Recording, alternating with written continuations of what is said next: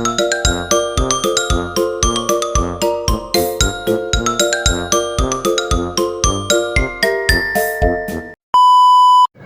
mga kamali, our vlog for today is nandito kami sa counter sa Jollibee. Nag-order pala kami nito, nagtulakan pa kami ni Maring Jocelyn Layoso.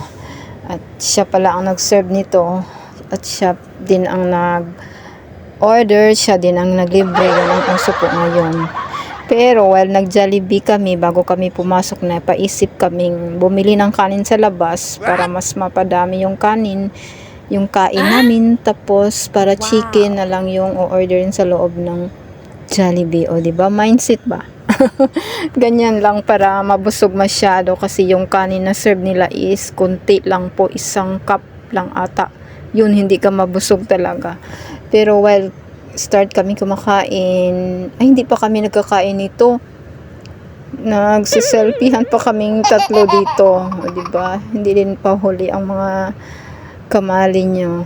Then, lumabas kami na padaan kami dito sa may parang okay ba natin sa Pinas o ba sa kunyari 10 pesos, 20 pesos sa Pinas, dito $10, $20 yun ang mga presyo dito. Pang ano lang ba, pang bahay, pwede din pang gala, pang day off, ganun. Napabili na, pero ako lang dito yung kunti na nabili kasi wala akong perang. Tapos yung mga kasama namin, may nabili din sila, madami-dami din. Ako, taga-video lang pala ako dito, diba? Tapos, lumayas na kami doon kasi parang naubusan na ng pera. Yung mga kasama namin, diba, naglalakad kami, pabalik na po kami dito sa boarding house. O, diba? Yan ang mga daanan po, yun po, mga building na naglalakihan dito po sa Yonlong, New Territories ng Hong Kong. Makikita nyo, pero bago kami pumunta boarding house, nakita namin tong Hong Kong Jockey Club.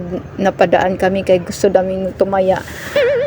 Nagkunyari ba na sana manalo, pero hindi pala.